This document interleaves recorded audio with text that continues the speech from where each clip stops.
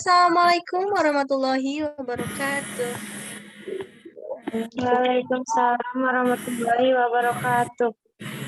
Perkenalkan, kami dari kelompok 4 dengan anggota saya Syifa Fauziah, Dini Agustia, Andri Firmansyah, Mia Herani, Nafa Anggraini, dan Ilma Suwardi akan mempresentasikan hasil analisis kami mengenai jurnal 2 dengan judul Menyingkap Perkembangan Pengimplementasian Pancasila dari Masa ke Masa.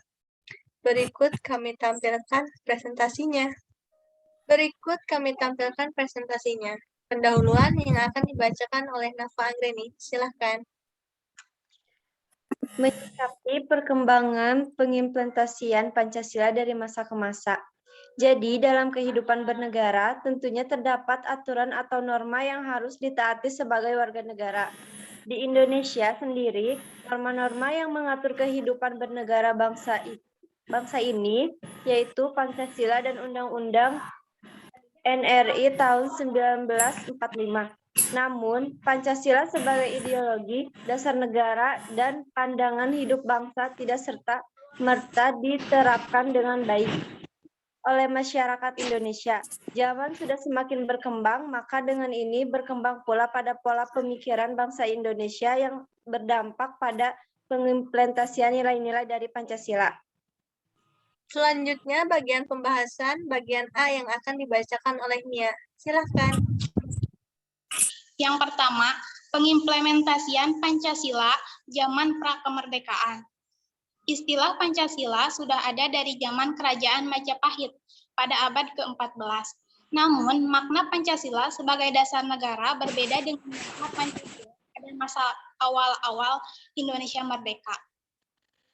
Tentu saja berbeda dengan makna Pancasila saat ini, Winarno 2020. Pancasila mempunyai arti berbatu sendi yang 5, bahasa Senangkerta, dan mempunyai arti pelaksanaan kesusilaan yang 5, Pancasila Krama, yang dijelaskan dalam kitab karangan Empu Tantular, yaitu Kitab Sutasoma. Kelima kesusilaan tersebut diantaranya tidak boleh melakukan kekerasan, tidak boleh mencuri, tidak boleh berjiwa dengki, tidak boleh berbohong, dan yang terakhir tidak boleh mabuk atau minum minuman keras.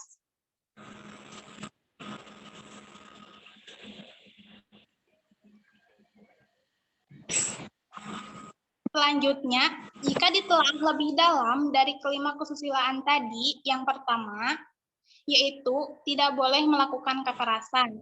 Yang kedua, yakni tidak boleh mencuri, dan yang ketiga, tidak boleh berjiwa dengki yang sesuai dengan sila Pancasila yang ketiga, Persatuan Indonesia.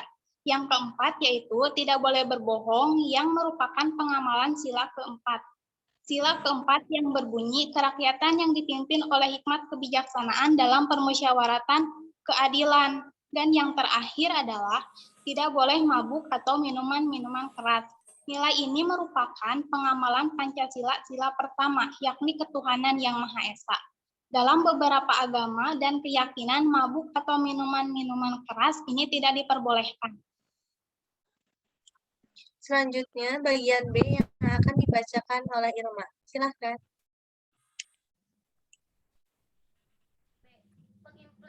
Pengimplementasian Pancasila awal kemerdekaan. Setelah Indonesia merdeka, inilah Pancasila mulai dibangun dan diimplementasikan sebagai jiwa dan kepribadian bangsa Indonesia. Tentu hal ini tidak mudah untuk dilaksanakan, apalagi di tengah kondisi Indonesia yang baru saja merdeka dan baru akan memulihkan keadaan yang porak-poranda.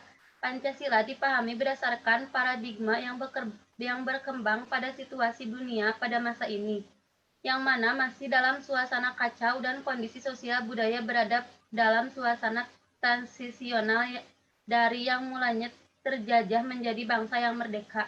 Selanjutnya, bagian C yang akan dibacakan oleh Dini. Silakan. C. Pengimplementasian Pancasila masa demokrasi terpimpin. Selama periode tahun 1959 sampai 1965, Indonesia menganut rezim demokrasi terpimpin. Namun, meskipun ada embel-embel demokrasi, kedaulatan di tangan Presiden Soekarno bukan di tangan rakyat. Hal ini menjadi awal penyimpangan dan kemerosotan. Demokrasi terpimpin ini masih termasuk ke dalam masa Orde Lama. Yang membedakan di masa ini, Presiden Soekarno lebih berkuasa dengan adanya dekret presiden. Presiden Soekarno melaksanakan pemahaman Pancasila dengan paradigma yang disebut dengan USDEK, Undang-Undang Dasar 1945, Sosialisme Indonesia, Demokrasi Terpimpin, Ekonomi Terpimpin, dan Kepribadian Bangsa Indonesia. Dalam pesannya pada tanggal 22 April 1999, Soekarno mengutarakan salah satu pengertian dari demokrasi terpimpin, yaitu demokrasi terpimpin merupakan demokrasi atau dalam UUD NKRI 1945 dikatakan demokrasi yang dipimpin oleh hikmat kebijaksanaan dalam permusyawaratan perwakilan. Namun semakin lama tindakan otoriter yang dilakukan Presiden Soekarno ini semakin menyimpang nilai-nilai Pancasila yang dahulu disusunnya bersama para tokoh lain, sehingga memunculkan berbagai pertentangan. Struktur politik pada awal tahun 1960-an masih labil, sampai akhirnya lahirlah pemberontakan G30 SPKI yang berakhir pada runtuhnya kekuasaan Orde Lama atau pemerintahan Soekarno yang ditimbulkan dari saling berlawanannya kepentingan politis dan ideologi antara Presiden Soekarno, kekuatan militer. Selanjutnya, bagian D, pengimplementasian Pancasila masa Orde Baru yang akan dipresentasikan oleh Nafa Anggraeni. Silakan. Setelah adanya peristiwa G30 SPKI, masa kepemimpinan Soekarno pun merosot tajam. Soekarno lengser dari jabatannya menjadi presiden dan digantikan oleh Soeharto. Pada kepemimpinan Soeharto, ini awalnya Pancasila akan digaungkan kembali menjadi ideologi dan dasar falsafah bangsa Indonesia. Sistem pemerintahan yang menjunjung tinggi asas kekeluargaan dan gotong royong, yaitu sistem demokrasi Pancasila, merupakan bentuk perwujudan dari tekad masa Orde Baru dalam mempertahankan eksistensi Pancasila. Pemerintahan bercita-cita melaksanakan Pancasila dan Undang-Undang Dasar 1945 secara murni. Juga konsekuen sebagai kritik terhadap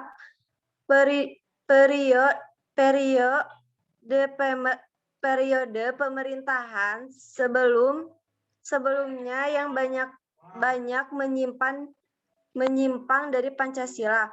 Hal tersebut dilakukan pemerintah kala itu melalui program P4, pedoman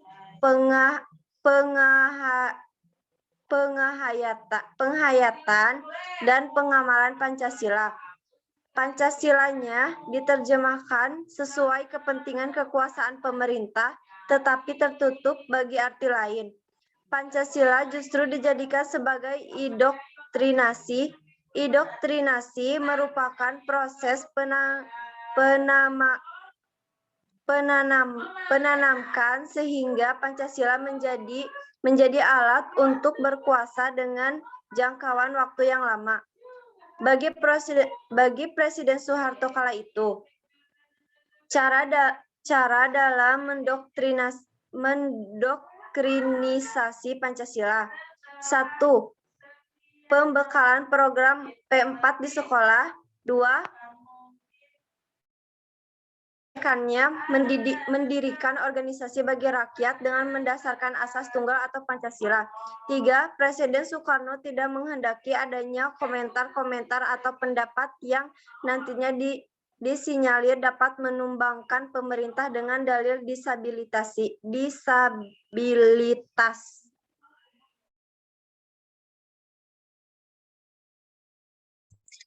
Selanjutnya, untuk E, pengimplementasian Pancasila masa reformasi yang akan dipresentasikan oleh Andri. Silakan. E, mengimplementasikan Pancasila masa reformasi. Menurut Andrew Sandi Utama dan Sandra Dewi 2018. Reformasi mempunyai beberapa tujuan. 1. Menemui nilai-nilai baru dalam kehidupan bernegara. Dengan catatan harus serius dan bertahap dalam melaksanakan perubahannya. 2. Struktur kenegaraan yang termasuk di dalamnya konstitusi dan undang-undang yang dahulu menyimpangkan ditata kembali sesuai apa yang dicita-citakan rakyat. 3. Politik, ekonomi, sosial, budaya, dan pertahanan serta keamanan akan diperbaiki. 4. Cara hidup dan budaya yang menyimpangi akan dihapus dan dihilangkan. Berbagai perubahan dilakukan untuk memperbaiki sendi-sendi kehidupan berbangsa dalam bernegara di bawah ideologi Pancasila. Pancasila tidak sepopuler dulu dan banyak diselewengkan, sehingga disebut sebagai bagian dari pengalaman pahit pada masa lalu. Bahkan ikut disalahkan atas kehancuran negara ini. Padahal bangsa ini sendirinya tidak bisa menjaga keutuhan dan keeksistensian Pancasila dalam kehidupannya. Seperti KKN yang sering berkembangnya zaman, bukannya semakin hilang, malah semakin naik daun. Selanjutnya, F. Pengimplementasian Pancasila era milenial. Era milenial adalah era di mana kita hidup sekarang ini. Era di mana kita sudah meraba segala bidang, terutama teknologi. Yang sedang booming-boomingnya saat ini adalah tentang kemajuan teknologi informasi dan komunikasi. Di mana kemajuan tersebut juga berdampak pada kebiasaan pemikiran dan sikap masyarakat Indonesia. Budaya asing yang cenderung hedonistik, materialistik, dan individualistik, sedikit demi sedikit mulai mengikis nilai-nilai karakter luhur bangsa seperti kejujuran, kesantunan, kebersamaan, dan religiulitas. Hingga kemudian, jika bertentangan dengan tujuan yang ingin diperoleh nilai-nilai mulia itu dianggap tidak lagi penting di masa ini. Permasalahan Pancasila terletak pada masalah ketahanan nasional dan nasionalisme. Selain itu, tantangan terberat lain Pancasila pada era milenial ini adalah globalisasi yang perlahan menghilang dari rasa persatuan dan kesatuan bangsa. Tindakan-tindakan seperti separatisme, rasisme, terorisme, dan lain-lain adalah buntut dari globalisasi itu sendiri. Tindakan-tindakan tersebut memang mendapat perhatian dari seluruh elemen bangsa, tetapi masih saja masalah tersebut belum terselesaikan. Sekian dari kelompok kami. Mohon maaf apabila ada kesalahan. Wabillahi taufiq wal hidayah. Wassalamualaikum warahmatullahi wabarakatuh. Waalaikumsalam warahmatullahi Waalaikumsalam warahmatullahi wabarakatuh.